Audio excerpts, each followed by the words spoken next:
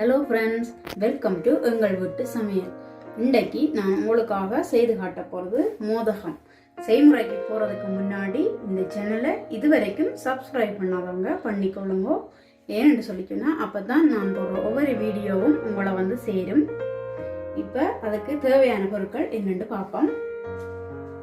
1.5 teaspoon ஏலக்காய் பொடி, 200 gram தேங்காய் துருவல், 200 கிராம் சர்க்கரை, 100 கிராம் பயறு எடுத்து வச்சுக்கிறேன். இந்த கப்பால 3/4 கப் அரிசி மா எடுத்து வச்சிருக்கிறேன். இந்த கப்பால 1 கப் அவிச்ச கோதுமை மா எடுத்து வச்சிருக்கிறேன். தேவையான அளவு உப்பு, தேவையான அளவு எண்ணெய், இவ்வளவு தான் செய்ய தேவையான பொருட்கள். வாங்கோ என்னென்ன செய்யலாம்னு பார்ப்போம். இப்போ 100 கிராம் பயறு எடுத்து வச்சிருந்தேன். அதை இப்போ நான் வந்து சிவக்க வறுக்க போறேன். அடுப்பை வந்து நல்லா குறைச்சி வச்சு சிவக்க வறுக்கணும், இல்லாட்டிக்கு எரிஞ்சு போயிடும். இப்போ வறுத்தெடுப்போம்.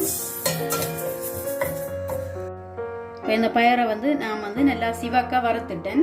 இப்போ இந்த பயரை வந்து கழுவி போட்டு கொஞ்சமா தண்ணி வச்சு அவிய விட போறேன். இதை கழுவிட்டேன். இப்போ இதை வந்து கொஞ்சமா தண்ணி விட்டு அவிக்க போறேன். எனக்கு தண்ணி விட வேண்டாம், ஏன்னா இந்த பயறு இப்படியே வத்து நினைக்கும் விட போறேன். நல்லா அவியக்கூடாது, முக்காவாசி பதம் அவிய நினைக்கும் விடுவோம். இப்போ இந்த பயரை வந்து அவிய வச்சேன்.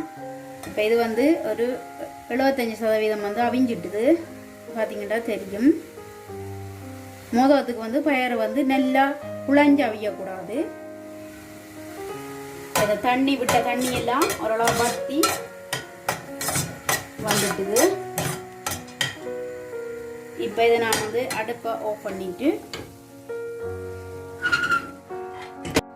இப்போ ஒரு பாத்திரத்தை அடுப்பில் வச்சுட்டு அதில் 200 கிராம் சர்க்கரை எடுத்து வச்சேன்னா அதை இப்போ நான் வந்து கரையை விட போகிறேன். ஏனெண்டா கொஞ்சமாக தண்ணி விடணும், எனக்கு தேவையில்லை, கரையிறதுக்கு மட்டும்தான் தண்ணி.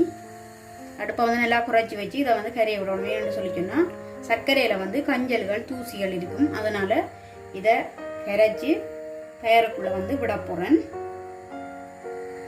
கருப்பு சர்க்கரை எடுங்கோ, அப்போ தான் அது வந்து நல்ல கலர் கொடுக்கும். இப்போ மோதகத்துக்கு வைக்கிற பூரணம் வந்து நல்ல வடிவாக இருக்கும். இப்போ இந்த சர்க்கரை வந்து நல்லா கரைஞ்சிட்டுது. இதை இப்போ வந்து நான் வந்து வடித்து விட போகிறேன்.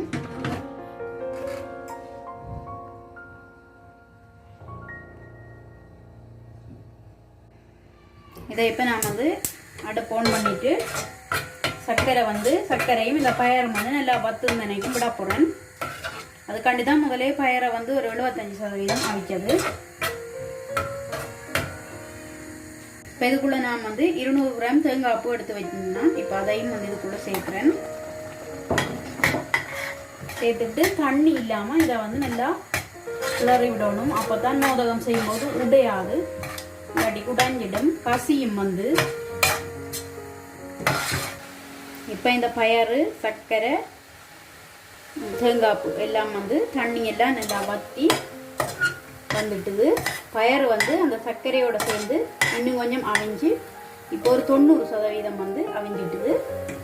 இப்போ இந்த பூரணம் வந்து ரெடி ஆகிடுது. இப்போ இதுக்குள்ளே நான் வந்து கொஞ்சம் 1.5 டீஸ்பூன் ஏலக்காய் பொடி எடுத்து வச்சிருந்தேன்னா அதையும் போட்டு கலந்து விட போகிறேன். இதை இப்போ நான் வந்து வேறு ஒரு பாத்திரத்துக்குள்ளே மாற்ற போகிறேன். பார்க்கவே இவ்வளோ வடிவே இருக்குது. ப்ரௌன் கலராக தண்ணி எல்லாம் வத்தி நல்லா வந்துருக்கு.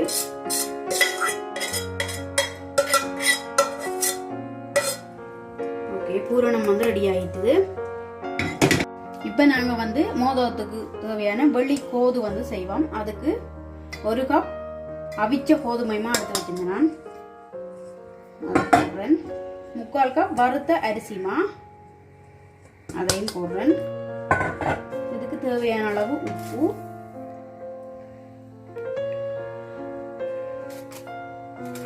நான் ஒரு 1 டீஸ்பூன் அப்படி போட்டிருக்கிறேன். இதை கலந்து விடுவோம். அப்படி அரிசிமா அதுகளுக்கு கட்டி இருக்குமெண்டா ஒருக்கா சலிச்சு எடுத்துக்கொள்ளுங்க. நான் இந்த தண்ணியை நல்லா கொதிக்க வச்சு 1 நிமிஷம் ஆற வச்சு எடுத்து வச்சிருக்கிறேன். இப்போ இந்த தண்ணியை நான் வந்து கொஞ்சம் கொஞ்சமாக விட்டு குழைக்க போகிறேன்.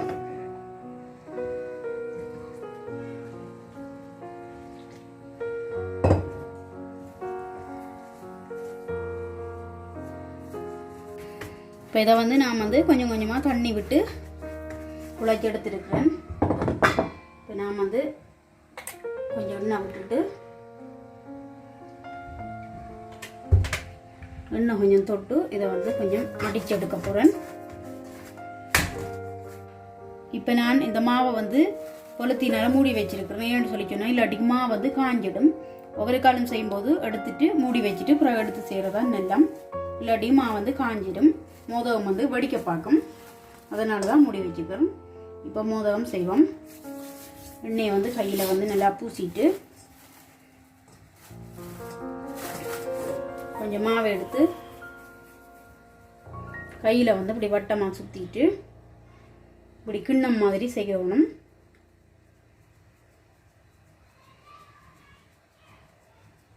இப்படி செய்யும்போது எல்லா பக்கத்தையும் ஒரே அளவாயே அமர்த்தி விடுங்கோ. ஏண்டா சில இடங்களில் கட்டியாகவும் சில இடங்களில் மெல்லிசாவும் வந்துடும். பிறகு இப்போ பார்த்தீங்கன்னா தெரியும் கிண்ணம் மாதிரி செய்துட்டேன். இப்போ இதுக்குள்ளே வந்து நான் வந்து பூரணத்தை வைக்க போகிறேன். நான் வந்து கொஞ்சம் கூட பூரணம் தான் வைப்பேன். ஏன்னு சொல்லி சொன்னால் எனக்கு அதுதான் விருப்பம். இல்லாட்டிக்கு மாவை வந்து மட்டும் சாப்பிட்ற மாதிரி இருக்கும். கூட பூரணம் வச்சு இப்படி கையாலேயே சுற்றி கொண்டு வந்தால் அது வந்து வெறும் பிறகுமேட்ட கையால் சுற்றி கொண்டு வர அழகா சேப்பாக வந்துடும். பார்த்தீங்கன்னா தெரியும்.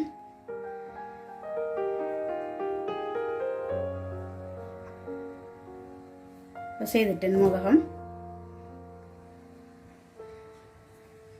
இப்போ நான் மாவை வந்து வட்டமாக உருட்டி வச்சிருக்கிறேன். இப்போ வந்து நான் வந்து கொழுக்கட்டை செய்ய போகிறேன்.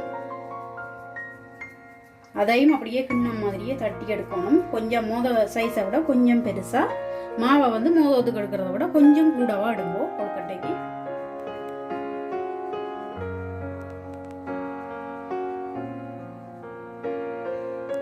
பாருங்கோ பெருசாக எடுத்து வச்சுக்கணும். இப்போ நீள போருக்கு வந்து இப்படியே பூரணம் வைக்கிறேன். வச்சுட்டு இதை இப்போ வந்து ஒட்டா போகிறேன். இப்படி இப்படி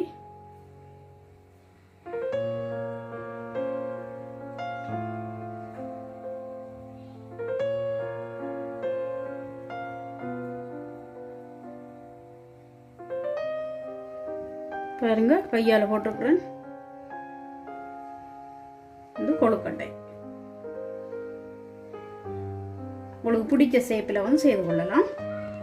இப்போ நான் இட்லி பாத்திரத்துக்குள்ள வந்து தண்ணி கொஞ்சம் விட்டு கொதிக்க வச்சிருக்கிறேன்.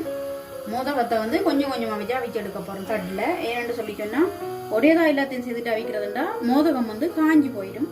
அதனால கொஞ்சம் கொஞ்சமாக செய்து அவிச்சு எடுப்போம்.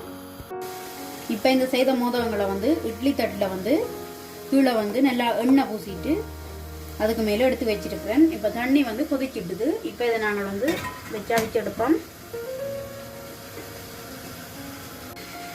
மோதகம் செய்கிறதுக்கு இப்போ கடைகள்லாம் வந்து அச்சு விற்கிது. அதில் செய்தாலும் நல்ல வடிவாக இருக்கும். அச்சு இருக்கிறார்கள் அதில் செய்யுங்கோ. என்னட்டா அச்சு இல்லை, அதால் நான் வந்து ஒரேஞ்ச் புளியுற அதை எடுத்து உள்ளுக்குள்ளே வந்து எண்ணெய் பூசி வச்சிருக்கிறேன். இப்போ அதுக்குள்ளே வந்து ஒரு மோதகால உருண்டையை வச்சு எல்லா பக்கமும் இப்படி நல்லா மெல்லிசாக தட்டி எடுக்க போகிறேன்.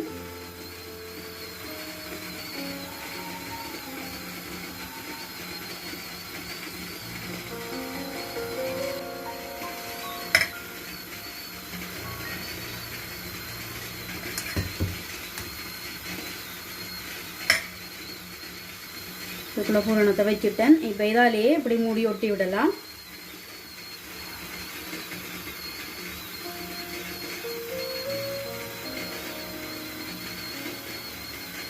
மூடி ஒட்டிட்டேன்.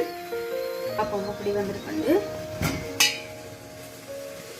வாவ், ஒன்றுமே உடையில, எல்லாம் நல்லா அவிஞ்சிட்டுது. வழியால் எடுப்போம். இப்படி இருக்கிற மிச்சத்தையும் வந்து கொஞ்சம் கொஞ்சமாக போட்டு அவிச்சு எடுக்க போகிறேன். ஓகே ஃப்ரெண்ட்ஸ், நான் இப்போ இந்த மோதகம் கொழுக்கட்டை அச்சில் செய்த மோதகம் எல்லாத்தையும் அவிச்சு எடுத்துட்டேன். டேஸ்ட் பண்ணி பார்த்துட்டேன். ரொம்ப சுவையாக வந்திருக்குது. கண்டிப்பாக நீங்களும் இதை செய்து பாருங்க. எப்படி இருக்குன்னு சொல்லி உங்களோட கருத்துக்களை இன்பாக்ஸுக்குள்ளே சொல்லுங்க. இந்த வீடியோ உங்களுக்கு பிடிச்சிருக்கும் என்று நம்புகிறேன்.